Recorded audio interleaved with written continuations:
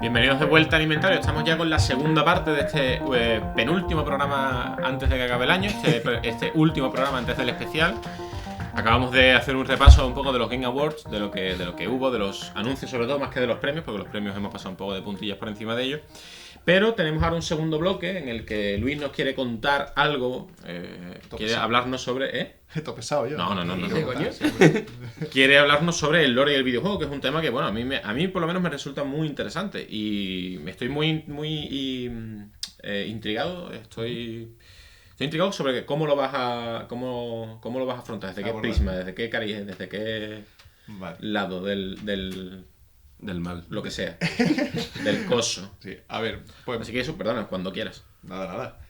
Precisamente, primero, para empezar a hablar del lore tenemos que saber qué es. Como es un concepto que engloba muchas cosas y es muy abstracto, vamos a intentar definirlo un poco y luego lo vamos a hablar en el videojuego. Así por empezar también, y emulando una de las presentaciones de Serra, yo primero os voy a preguntar, ¿qué creéis cada uno que es el lore? Para vosotros, ¿qué es el lore? Vale, para mí el lore de un videojuego, en este caso, que es el tema que tratamos, es el universo que hay creado en el que se desarrolla ese videojuego. Es decir, sus personajes, sus lugares, sus historias, las relaciones que tienen los personajes entre ellos. En fin, es un poco... Qué susto. Ha sonado como una pedra, ¿no? Sí, ha sonado el cristal. Tenemos una vitrina al lado y ha sonado de Sí, repente. está ahí Sauron, me tengo una figurita de Sauron ahí, digo, lo mismo ha llamado o algo. El lore, yo soy el lore. Yo soy el lore. Cabrones. Pero sí, básicamente es eso, es todo el universo, todas las historias, los personajes, los lugares, las cosas, los animales, todo lo que hay dentro de donde se desarrolla ese videojuego. Vale. Claro, yo voy a hacer un poco de control C, control V. No, sí, el contexto, ¿no? Dentro de un videojuego, eso, las historias, Sí. ¿Y tú? Y yo añado que, copio, pego y añado que existe, pero no necesariamente tiene por qué salir en las obras. Vale. Es decir, que todo eso se desarrolla detrás del proyecto, o sea, a la hora de desarrollar exactamente, entre bastidores. Perfecto. Bien. Pues no os alejáis mucho en el Pero- programa de videojuego. Pero... No. Ahora dices, increíble, cada palabra que has dicho está mal. ¿Sabes? Me encanta. Pero, a ver, el lore, según que nosotros decimos lore aquí, porque lo españolizamos, pero en inglés es lore, ¿no? Así lore. Como llamarías a una amiga Lorena, pues lore. Entonces, Ay, no. lore, perdón. Según el diccionario de Oxford, ¿vale? El lore es el cuerpo de tradiciones y conocimiento de un tema o perteneciente a un grupo concreto, típicamente transmitido de persona a persona a través del habla. ¿De conocimiento y tradiciones has dicho? Y tradiciones. Tradiciones. perdón. Digo, ¿y traiciones? No. Tradiciones. Sí, hay que ver los ingleses con Shakespeare Puñales. y cómo son. Claro.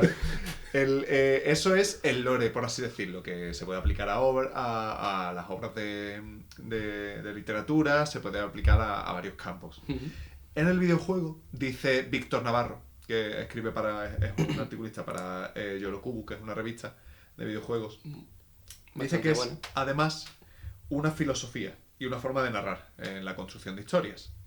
Entonces, claro, aquí entra para nosotros eso, que es para los jugadores, normalmente es justo eso, ¿no? Es el conjunto de todos los elementos que hacen la historia, más enfocado a la narrativa, no tanto como a la construcción del mundo, que también porque eso luego suele declinar. Pero todo lo que habéis dicho está bien, precisamente por eso, porque en el videojuego la diferencia que tiene es que no solo construye el mundo que tiene, sino que interactúa directamente con tu personaje, con el personaje principal. Y a partir de él es donde tú vas descubriendo la historia de ese mundo.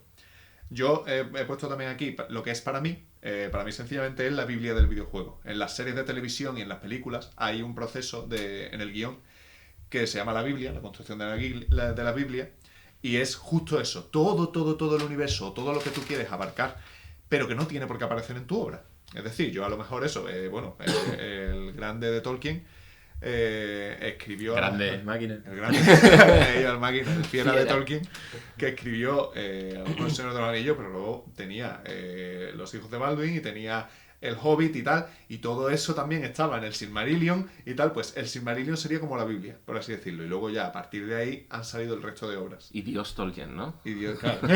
Hombre, creó hasta un idioma, Exacto. un lenguaje, o sea que... Pues todo eso en la Biblia de la serie, pues para mí el lore es la Biblia del videojuego, a la que nos dejan acceder sus creadores, y es, aparte del universo del videojuego, formado por los datos, las historias que lo conforman como tal, es la prueba de que el videojuego no es solo el escenario del personaje principal, sino que es un elemento de importancia como en sí mismo. Es decir, esto está el universo y luego a ti no solo te importa por dónde va andando tu personaje, sino como no, es que esto tiene mucho, abarca mucho más.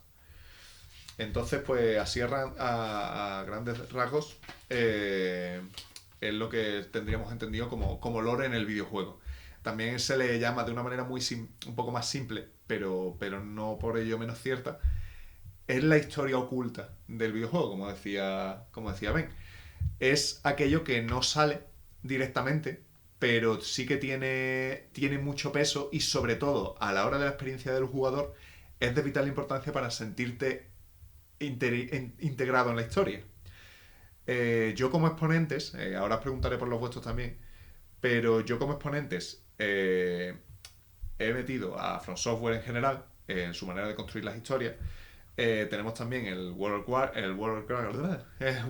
por así decirlo, ¿vale? Sí, sí. Todo Starcraft también y tal, Fallout, Zelda como saga y tal. Pero luego, dentro de eso, hay distintas formas de tratar el lore, que ahora iremos a ella cuando os pregunte a vosotros. ¿Qué juegos de los que vosotros habéis jugado y tal creéis que tiene un lore más, por así decirlo, mejor tratado? En plan, que habéis visto el juego y no habéis visto una pantalla plana, sino que habéis dicho, y yo, esto tiene mucho detrás y me está contando mucho para detrás, y si no llego a entrar en esta casa, no me entero de una historia que era bastante importante y tal.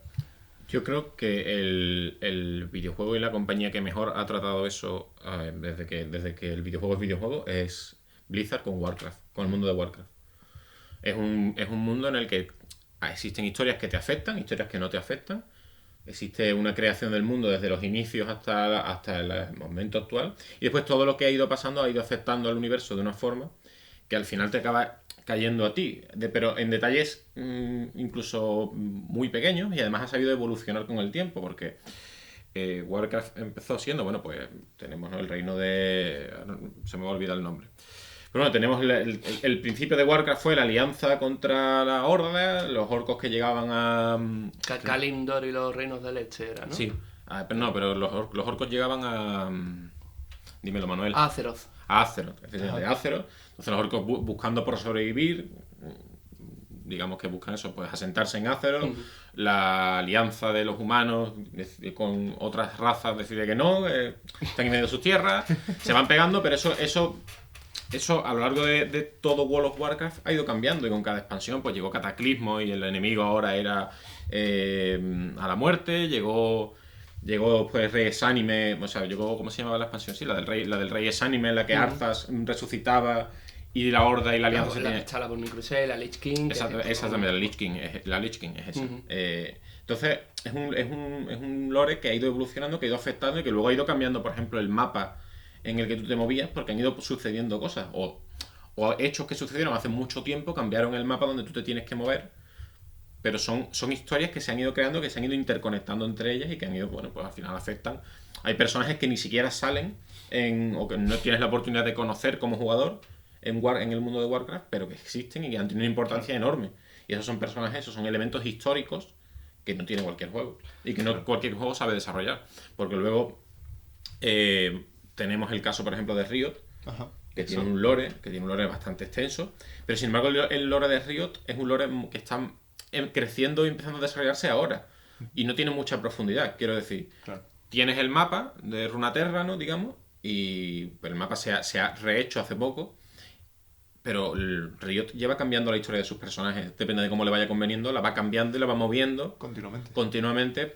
Uno tiene un origen y ahora lo cambiamos. Es verdad que ahora están intentando unificar, ¿no?, ese lore o ese universo, pero es verdad que al principio, bueno, pues tenía... Bueno, de hecho, nadie se acuerda ya prácticamente de lo que era la Liga de las Leyendas al principio, que tú eras un invocador que que luchabas en la Liga de las Leyendas y convocabas a un campeón. Eso ya se ha olvidado. Claro. De hecho, la Liga de las Leyendas ha perdido sentido dentro del propio juego, que es una cosa que me parece curiosa, porque ahora lo que tiene son personajes dentro de un universo que luchan entre sí, pero lo que es la arena digamos, lo que es la Liga de las Leyendas, eso ya no existe dentro del propio lore. Además, a partir de las cinemáticas también lo mostraba, Claro. que al principio en las primeras cinemáticas sí que se veía así como una figura de un invocador y tal eso, y ya en la siguiente era directamente el personaje con su historia, incluso con sus enlaces, es decir, si había dos personajes que por lore se conocen o tienen algo en las cinemáticas o en las historias, en los videoclips que salen y tal, también tienen esa relación. Y está muy bien por lo que dice Serra, porque al final unifica la historia y hace que tú te sientas integrado en ese mundo.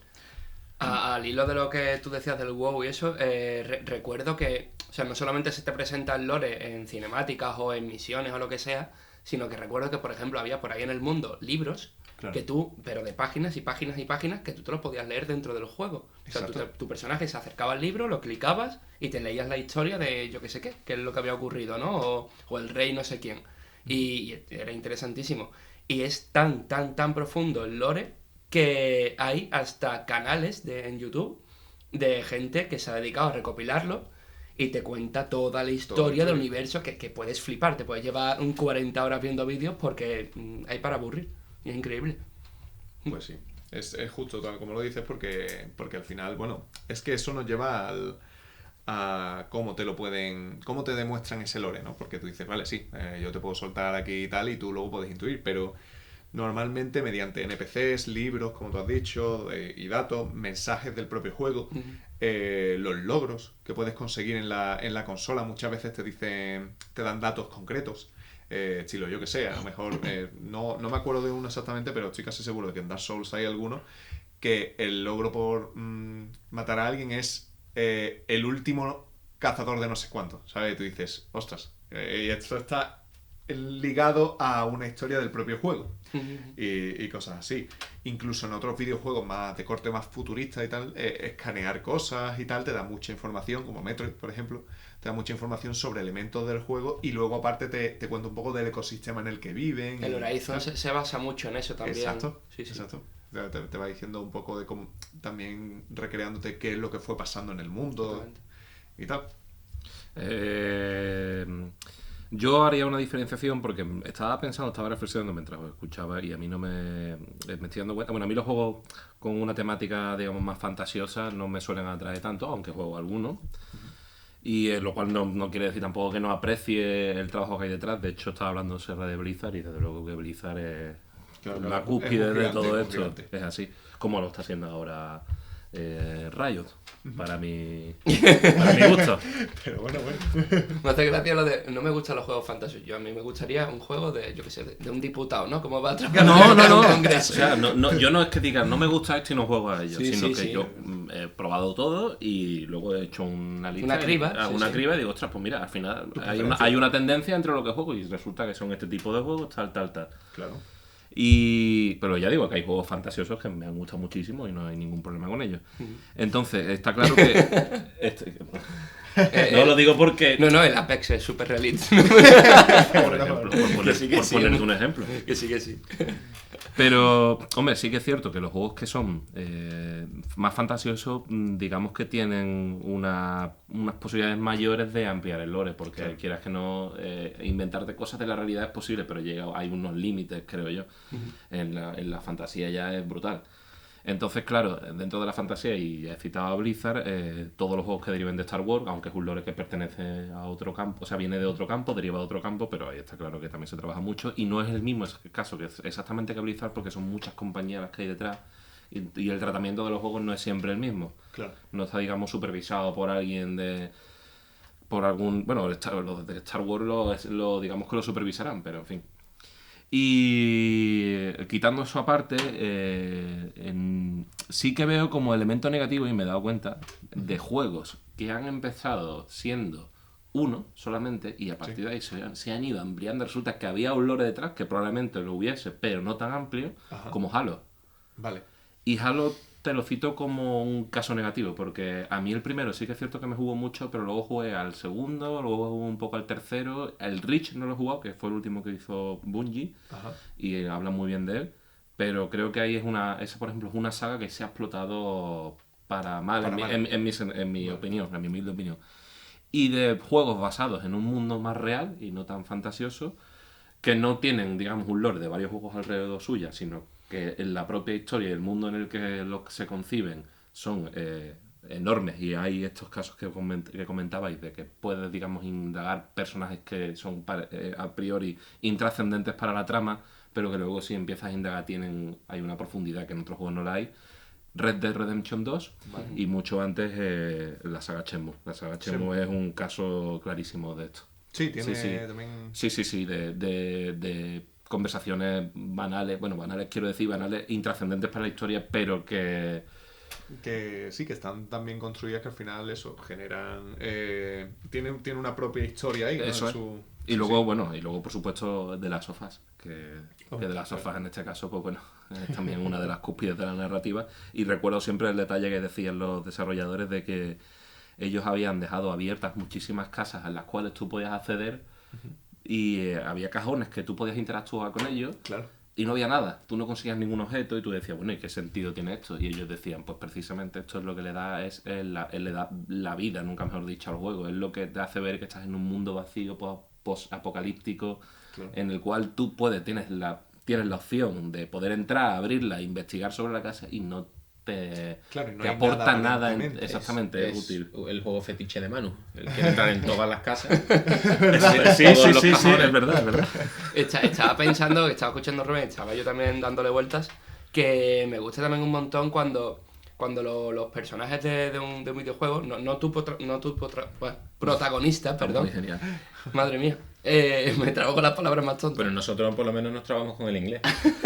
Yo con el español ya. Se trae con la suya, ¿no? Que sino los NPCs que por ejemplo están manteniendo una conversación y que si tú no te paras al lado de ellos y te quedas ahí un rato escuchándolos, no te enteras de parte de la información. Claro. Y recuerdo por ejemplo la saga BioShock, Sí. que hay mucha, o sea, BioShock hace muy bien el hecho de que coge a un protagonista que es ajeno a ese mundo, como lo eres tú, y lo introduce dentro. Entonces te sientes muy afín a ese personaje porque estás descubriendo a la vez que él todo lo que conlleva estar en una ciudad y Me tal. encanta porque si el protagonista de BioShock 1 No, estuviera basado en tus ganas de jugar ese juego, No. el juego se acababa. Vamos a ver, qué loco se mete en una ciudad bajo agua. O sea, la de las nubes está guay, es bonita, pero debajo del agua, anda, hombre. Para que hay una despresurización ahí, ¿no? Claro, estamos locos. Ahí yo- Y recuerdo una escena una parte de BioShock Infinite, que era en la playa, Vale. donde hay mucha gente hablando y bueno, te vas enterando de qué sistema rige el mundo ahí, ¿no? Y a través de las conversaciones de la gente. Y mola un montón. Qué bien, qué bien. Sí, pues todo eso. Al final, cada juego tiene su forma de tratar el lore y eso es lo que lo hace, por así decirlo, único, como le pasó a From Software. From Software es uno de los, yo lo señalo como uno de los máximos exponentes, aunque evidentemente está, como hemos mencionado ya, Warcraft o The Witcher, que no lo hemos dicho, que tiene misiones secundarias, que hay gente que dice, yo es que me he pegado más tiempo haciendo las misiones secundarias porque me encantan estas pequeñas historias. Y luego ya me he puesto con la principal y eso, o Elder Scrolls, o sea que es como, tío, tienes ahí un mundo tan vasto. Total. Todo eso al final es eso, es tratamiento de lore, crear tu libro, crear tu propia saga ahí y decir, venga, tal. Eso es como, por así decirlo, el concepto de lore que tenemos más directo, más toma, ¿sabes? En la cara, ¿qué es el lore? Esto, ¿sabes?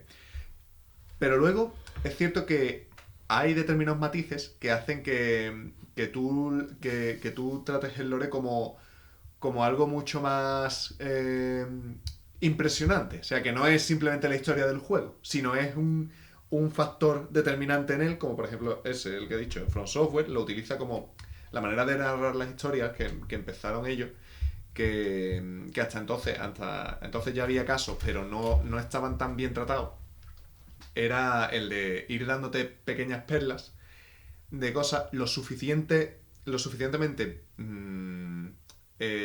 poco extensas, por así decirlo, como para que tú también tires de parte de tus teorías para intentar aunar la historia. Y al final tienes la historia de todo ese mundo en el que a ti te han soltado, en el que tú no me digas palabras y tú te dices, mira, el objetivo es tal, tal, tal, tal, no sé qué, pero hay algo vastísimo, pero no te lo tienes en la cara. Tú no sabes qué pasa ahí. A no ser que hables con todos los personajes, leas las descripciones de los objetos, leas las descripciones de las mallas que te estás poniendo, cosas así. Te van contando historias que hablan incluso de guerras antiguas y que tienen repercusión en la historia que tú estás viviendo. Es como, ostras, o sea, por eso entonces la torre está hecha mierda. Es la que yo tengo en subir, que hay 2 escalones que no están, por los que no puedo pasar, y digo, bueno, será que el juego no quiere que pase por ahí. Dice, no, es que un dragón se cayó desde arriba y rompió todas las escaleras. Sí, vale.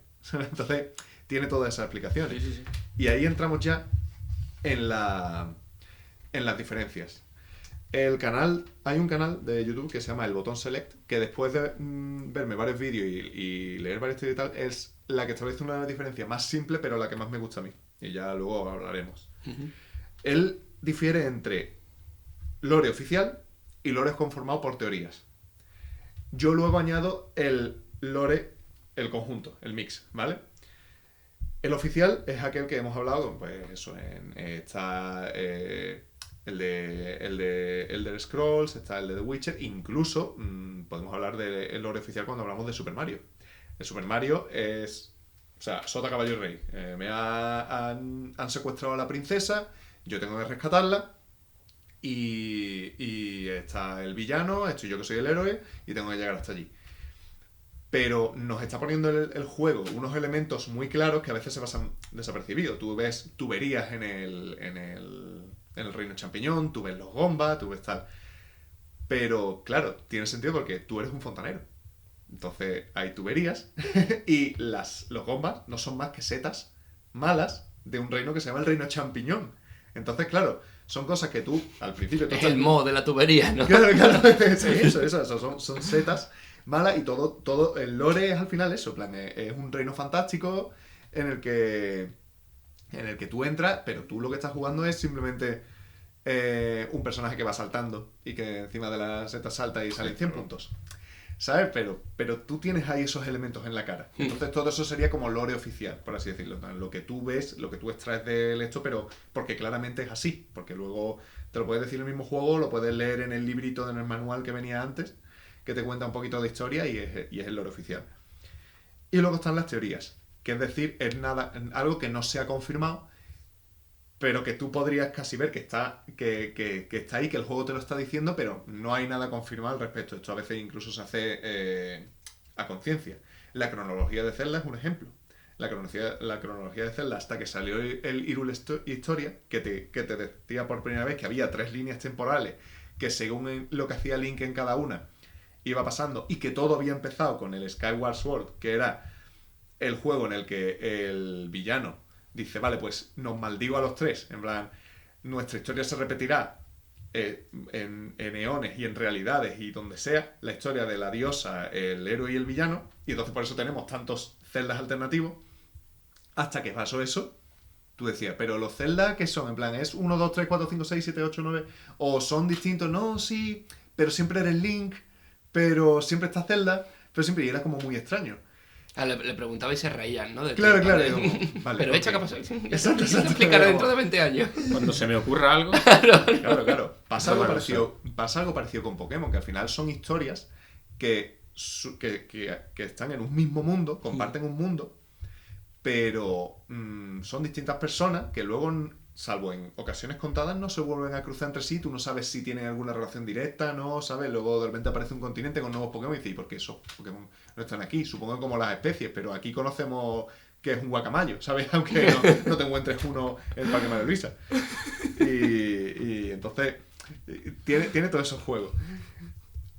Pero eso, la cronología de Zelda por el momento era algo que habían creado los fans, literalmente y tal, y eso. Y ya luego pues salieron las confirmaciones. Oye, lo de Luigi Mansion, aquella teoría que mencionaste... Por ejemplo, eso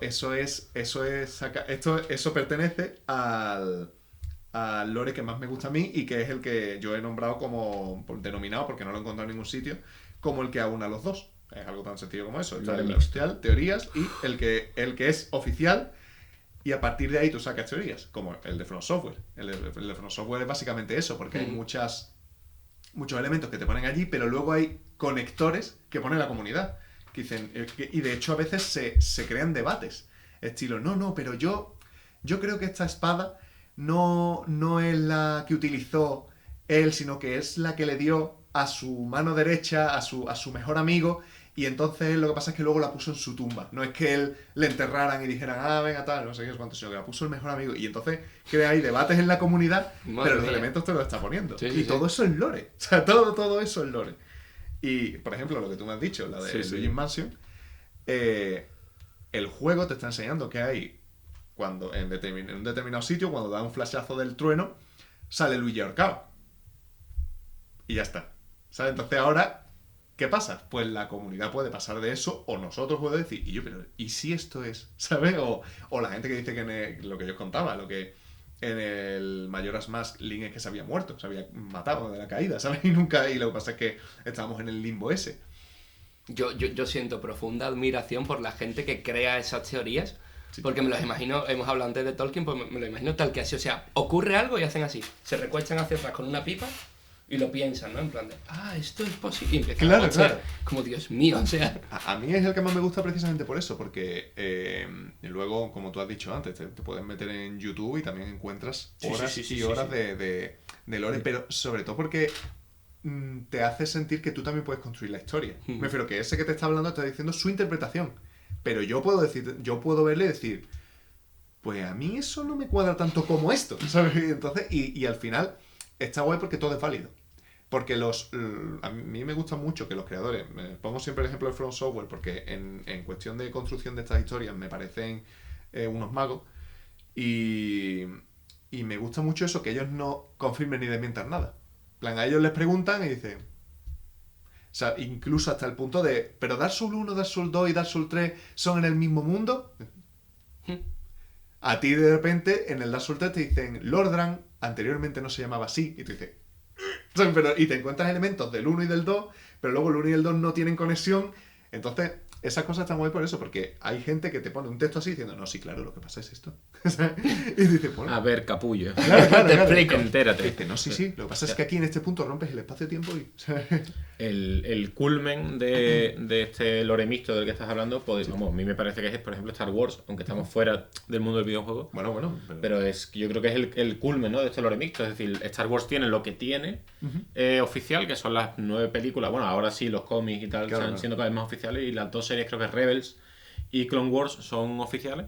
Pero antes de que todo este material saliera, lo que había eran ríos de tinta y ríos de gente que escribía y teorizaba sobre de dónde habían salido los Jedi, de dónde habían salido los Sith, que es un Jedi gris, que es lo que...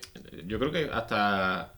Diría que este culmen acabó con el episodio 3. Con el episodio 3, que es... ¿La venganza de los Sith? La venganza de los Sith. Después de ese episodio, es cuando digamos que ya Lucasfilm pues, como que amplió un poco el mundo.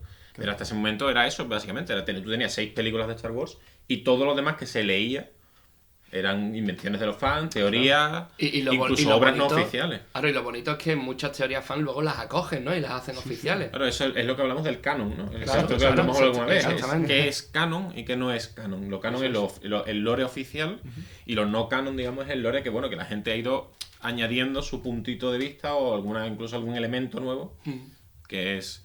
Lo que pasa es verdad que digamos que lo canon y lo no canon se separan un poco también porque se crea parte de ese lore, no solo se teoriza, sino que se crean elementos nuevos que afectarían al lore y que no sale de los creadores originales.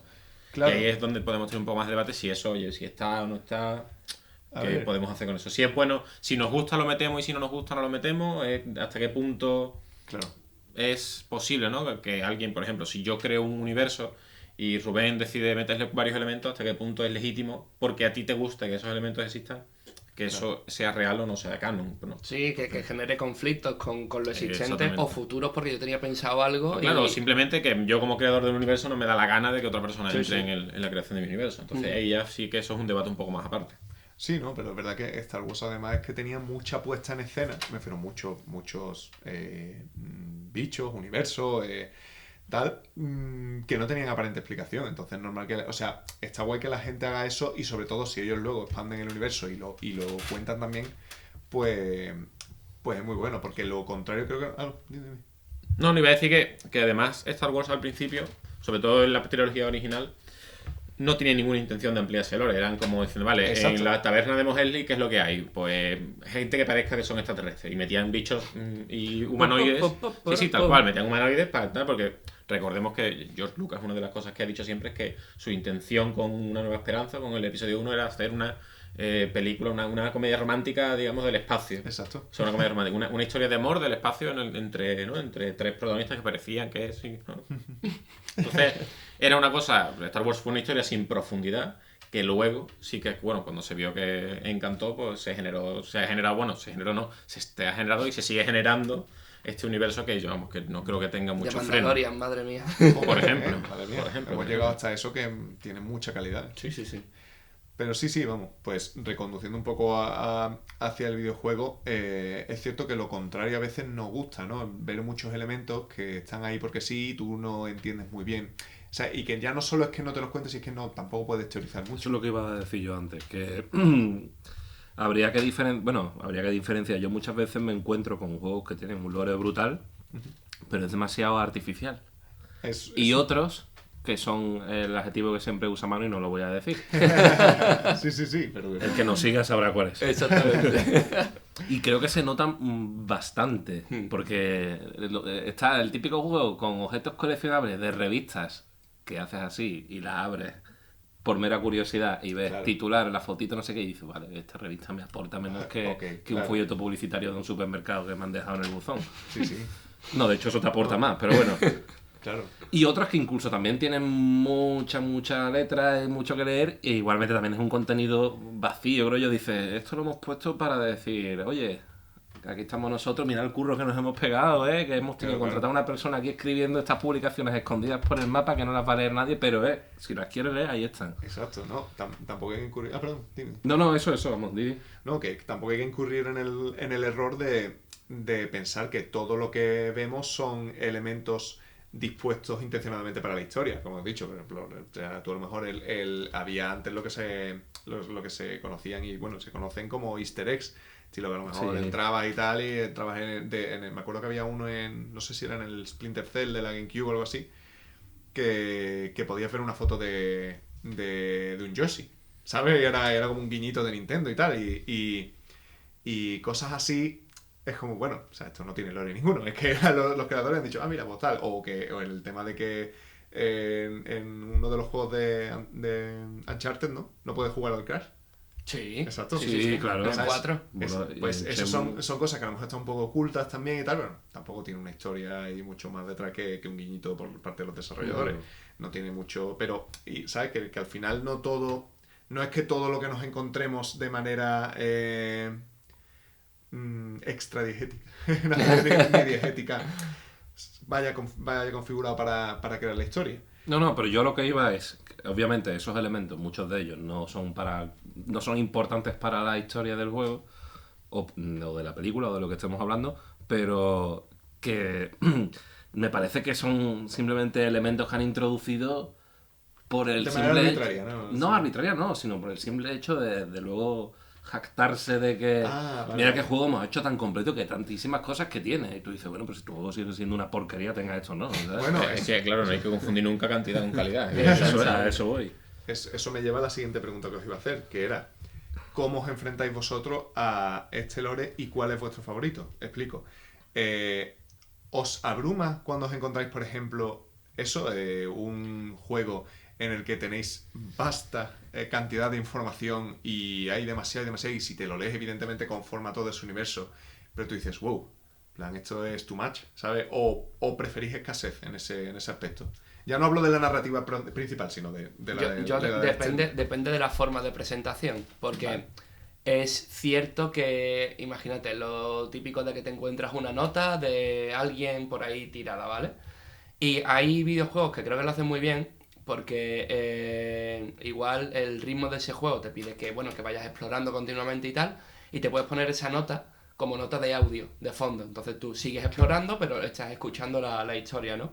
y no te tienes que leer un tochaco que al final, pues, bueno, es una historia que más o menos está bien, pero tampoco te está aportando nada a lo que es como el núcleo del juego, ¿no? Claro. Pero sin embargo, es que no sé, porque por ejemplo en el WoW pasa eso, que son como 38 páginas, un libro, pero tienes ganas de leértelo porque como es un mundo abierto, entre comillas, que es decir, no tienes como un objetivo claro, lineal, sino que puedes tener un poco más de libertad, pues quizás esa libertad me influye a la hora de decidir, ¿no? Y de decir, bueno, como no tengo nada que hacer, Claro. y estoy simplemente disfrutando de mi tiempo aquí tomando una cerveza en la taberna o dando un paseo por Forjazo, yo qué sé, pues tengo ganas de leerme esto, ¿no? Vale. Porque me interesa el mundo. Y además suelen ser historias como más épicas, ¿no? Como de que tú te crees que deberían estar ahí en un libro, en una ciudad, ¿sabes? Claro. Entonces, para mí es eso, la forma de presentación. Que no sea algo tedioso y que sea interesante, que aporte algo. Porque si me estás contando una historieta porque sí, como bueno, vale, la leo y pues vale. Yo creo que hay dos factores que determinan mucho si te apetece o no te apetece conocer el juego. Uno es primero que te guste el lore, o por lo menos que la premisa te guste. O el lore, por ejemplo, como ha dicho Rubén antes, por ejemplo, la fantasía, pues algo que no le atrae mucho. Eso no quita que el lore de Warcraft sea buenísimo. Claro. Simplemente que a él no le atrae. Entonces él quizás no se vaya a parar a leer todos los libros para conocer toda la historia de Warcraft. Y después creo que también es muy importante lo que vayas buscando en un juego. Es decir, si es un juego en el que tú quieres meterte, por ejemplo, ¿vale? Yo juego a Dead Cells porque es un juego de plataforma, de hack and slash rápido que me gusta mucho. A mí me da igual quién es el protagonista, me da igual quiénes son los malos, no quiero saberlo. Me da esa, pero que de verdad que no, porque me da igual. Yo quiero echar mis partidas de 20, 30 minutos, lo que sea, rápidamente, pasarme el jefe, ver si le gano o no le gano y pirarme. Claro. Entonces a mí ese lore, pues, no me importa. Si otro caso completamente distinto es si juego un RPG en el que tengo que desarrollar una aventura y tengo que estar en un mundo en el que estoy conociendo un poco, ¿no? Explorando el mundo. Pues si me paro, leo los tomos, quiero saber qué está pasando. Que cuando llego a una ciudad quiero saber qué hace esa ciudad y cuando conozco a una persona quiero saber quién es esa persona. Entonces también depende eso de qué vayas buscando.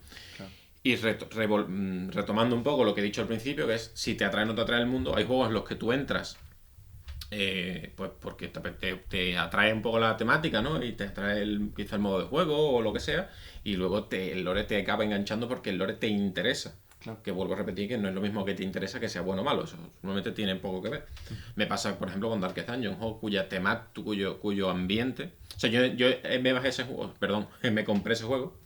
Y te lo bajaste después, ¿no? ¿Qué? No, sí, lo bajé primero para probarlo y después lo compré. De hecho. Vale. No, pero cuando lo compré, Estaba intentando legalizar tu No. Cuando lo compré porque me gustaba mucho ese juego. Vale. Y me gustaba mucho lo que es el tema de los combates por turno, me gustaba mucho un poco la temática, pero al final, cuando entras, te pones los archivos del anciano, te pones a ver las historias, ves las cinemáticas, y lo vas viendo todo porque me interesó el lore. Fíjate que es un lore muy pequeño, es decir, tú lo que tienes que saber es lo que ha pasado allí, poco más. Pero sí que te paras porque te interesa lo que te están contando. Igual te puede pasar al revés, tú entras en un juego porque te gusta mucho, pero luego la historia te da un poco igual. Te la trae el pairo. Entonces para mí las dos características principales son esas, son si te interesa o no te interesa un poco lo que te están contando, y luego que vayas buscando tú en un juego. Porque a lo mejor la historia es buenísima, pero si tú no vas buscando eso... Ahí, estaba pensando también, hay juegos que se hacen como la propia trampa a sí mismos, se pegan un disparo en el pie en cuanto a lore. Y lo que te comentaba antes de la forma de presentación, recuerdo en Dishonor, sí. Que bueno, tu principal afán puede ser el hecho de coger las runas, ¿no? Que te potencian los poderes y tal. Y para conseguir determinadas runas tienes que, por narices, pasar por una serie de historias, ¿no? Y había una, por ejemplo, de Doña Andrajos, que era una señora anciana de por allí, no sé qué. Entonces, claro, esa historia, como me la estás presentando como un vehículo hacia lo que yo quiero, que es la runa, claro, como que me está importando muy poco, y encima me pones unos textos muy largos, me los tengo que leer porque sí, o sea, por obligación. Y luego son textos que, vuelvo otra vez el tema de orgánico y demás, porque a lo mejor es, hay que ver que me están robando, voy a esconder aquí y la contraseña es un 6-2. Y ahora pues, te tienes que ir a la caja fuerte y pones... Y como, ¿quién dejaría en una nota encima de un escritorio que la contraseña de la caja fuerte? Es como, son cosas, ¿sabes? Que es lore, pero que como se está presentando de una forma tan inadecuada, al final se rompe y no te aporta nada. Es que al fin y al cabo es la manera que tiene el videojuego de contarte la historia, y el videojuego tiene su guión y su escritura. Si, igual que un libro, tú lo empiezas a leer y tú dices, en plan, esto, o bien esta persona escribe de una manera muy extensa, o se detiene demasiado en las descripciones, o tiene una manera desordenada de presentarme los hechos, y a ti eso hace que esa lectura no te interese, te puede pasar lo mismo en un videojuego. Claro. A mí me está presentando la historia de una manera que a mí no me está tal, y dice, vale, que puedes tener libros y libros de historia sobre la montaña aquella, pero, claro. pero que es que a mí no me la estás haciendo atractiva. Es que en este caso que os exponía, es que no estás centrando la atención en el personaje, Claro. sino en la runa. Si yo voy a entrar en una casa y aparece Doña Andrajos y se me muere en los brazos, pues digo, joder, ¿qué le ha pasado a esta señora? Y a lo mejor entro y sí me interesa la historia. Pero si he entrado en la casa simplemente porque hay una runa y esta mujer me va a ayudar a conseguirla, Claro. yo lo que quiero es la runa, a mí me da igual tu historia, ¿sabes? Igual que la mecánica y la jugabilidad y todo eso tiene su importancia, pues la historia al final y el lore en los videojuegos tú también lo tienes que saber tratar, y por eso pues es lo que tú dices, igual que pasa eso, pues te puede pasar lo contrario, que tú digas, mira, sí, en plan, y aquí hay una biblioteca en este pueblo y aquí te puedes tirar horas leyendo. Pero a lo mejor te gustaría que fuera algo un poquito más mezclado con el juego para que tú te vayas interesando y te vayas diciendo, uy, ¿y este personaje? En plan, ¿qué será? ¿Sabes? Por eso es tan bueno, por ejemplo, el Red Dead Redemption 2. Es que es tan bueno porque, aunque tú no quieras hacer las misiones de la trama principal y te dediques simplemente a aventurarte por el escenario y a vagar, los hechos que te van ocurriendo de manera aleatoria, ya sea porque un personaje te ataca o etc., están tan bien trabajados que dices, no me esperaba esto, pero cuando me lo he encontrado es que me ha enganchado. Y llega un momento en que al final terminas diciendo, bueno, voy a seguir investigando otras cosas. Y es brutal, o sea, yo es que recuerdo misiones bueno, puedes ayudar a personajes, o puedes, ya sabes que los juegos de Rockstar o puede ser el bueno o el malo. Claro. Y recuerdo misiones que ya cuando me había pasado el juego y estaba simplemente completando algunos ítems que me quedaba y algunos logros, de encontrar cosas que no me esperaba en absoluto, y decir, madre mía, la riqueza del juego. Y eso es lo que yo creo que es lo más importante de un lore. Y luego estoy de acuerdo con todo lo que ha dicho Serra. De hecho, iba a responder prácticamente lo mismo que ha dicho él. Así que... Bien. That's my opinion. Hay programas en los que estamos en completa sintonía y otros en los que nos podríamos matar. ¿Sí? Claro. Bueno, eso le da riqueza al debate. Siempre. Le da lore. Dolores, me da dolores. Dolores. Pues aquí termino. Eso. Aquí termina tu exposición. La verdad es que es un tema siempre muy interesante porque el lore dentro de los videojuegos siempre se agradece. Cuando hay un lore tratado, aunque yo diga que a veces me lo paso un poco por donde me quepe porque no me interesa mucho, pero supongo que le pasa a todo el mundo lo mismo. Aún así, es que exista la posibilidad de que tú te introduzcas en ese mundo, de que aprendas sobre ese mundo y de que al final te acabe enganchando, porque también es verdad que un buen lore de un videojuego o casi de cualquier obra crea y abre muchos procesos artísticos luego. Quiero decir, gente que quiera escribir historias sobre esos mundos, gente que quiera hacer arte, o sea, dibujar, hacer música, hacer teatro, ampliar eso, pues escribir otras historias, incluso otros videojuegos o títulos propios hechos a partir del lore de esos juegos. Hombre, si el lore principal está bien construido, después es mucho más fácil que salgan o que surjan obras buenas. Claro. Y eso, por ejemplo, es una cosa que, recogiendo un poco, retrocediendo al tema del primer bloque, eso le ha pasado a Riot ahora. Riot sabe que tiene un mundo increíble y lo ha abierto para que la gente pueda hacer obras propias. No vienes a Rubén. Digo, pobrecito ya. No, pero es verdad que ha abierto ahora un proceso para que otras personas que quieran hacer juegos propios con esas IPs y con esas temáticas puedan hacerlas y sacar cosas muy positivas. Eso es algo que creo que debería hacer casi cualquier compañía que tenga un lore en condiciones y no cerrarse solo a lo que produzcan ellos. Es uno de los problemas, por así decirlo, que tiene Blizzard, que Blizzard tiene un lore pues, con Warcraft muy bueno. El de Overwatch está un poco más... Se ve que está un poco menos cuidado, quizás, pero no permite... La mayoría de las obras que hay, bueno, aparte de las literarias, que creo que esas sí son con sello oficial de Blizzard, después no permite que mucha gente haga juegos sobre Warcraft. Claro. De hecho, tenemos World of Warcraft y Hearthstone. Y se acabó. Punto. No surgió nada más, aparte de los RPG suyos, los MMO. ¿Cómo se llaman los Warcraft antiguos? El modo juego. ¿Cómo se llamaban? Estrategia. Sí, los juegos de estrategia, pero tienen un nombre concreto, ahora no recuerdo cómo se llaman. Pero bueno, me entendéis lo que quiero decir, ¿no? Warcraft 1, Warcraft 2, Warcraft 3, etc. No hay más juegos basados en Warcraft, o no se han podido, o nunca se han dedicado a hacer más juegos basados en ese lore. Entonces, quizás ese sea uno de los fallos que han tenido ellos en los últimos años y que Riot, por otra parte, está queriendo... ¿Qué estás haciendo, Rubén? No, yo... Me distrae. Dice, no, jugando a las damas. ¡Uy! Esto Pero- es- Se ha pero enfadado. Se ha puesto una... Para nuestros oyentes. Era una broma, era lo que he encontrado, pero no quería buscar este mensaje tan hostil, pero... Bueno, ya está, ahí queda. Pero bueno, es lo que estaba diciendo, ¿no? Que resumo en que un buen lore siempre favorece que surjan otras obras, y otras obras siempre son de agradecer. Es decir, bueno, pues todo lo que sea positivo, lo que sea bueno para nosotros, para el consumidor del mundo del videojuego y de otros aspectos, como el cine, las series, la literatura, etcétera, pues hombre, eso siempre es positivo. Por cierto, simplemente para nuestros oyentes, que hemos dicho aquí que estaba muy feo, pero ellos no están viéndolo. Que Rubén nos ha dedicado una pantallita. No, a vosotros no. Con un fuck en you absoluto. Riot. No. Yo a vosotros no os considero culpables. No. Yo... Soy víctima, Yo espero trabajar Soy algún día en víctima. Río, tío, a ver si esto no Soy perjudica. víctima. No, pero yo estoy más precioso. Bueno, pues con esto cerramos el programa de hoy. No voy a volver a decir que es el último programa el último programa del año antes del especial. El programa temporal. No voy a volver a decirlo, es el programa atemporal. Sí, es el Que nos programa vamos de vacaciones, coño, no un sabemos dónde ratito. estamos. Joder. Sí, un poquito, pero está. tampoco mucho. Que tenemos que comer. Tampoco mucho porque nos gusta mucho hacer lo que estamos haciendo y volveremos el año que viene. Todavía no tenemos fechas de regreso, espero que no se alargue tanto como El día la 1 fecha estamos aquí de... No, pero es verdad que con la fecha de inicio de la segunda temporada tuvimos un poco más de... Sí. No, volvemos tal día, no, volvemos al otro. Al final tardamos un mes en volver. No tardaremos tanto esta vez.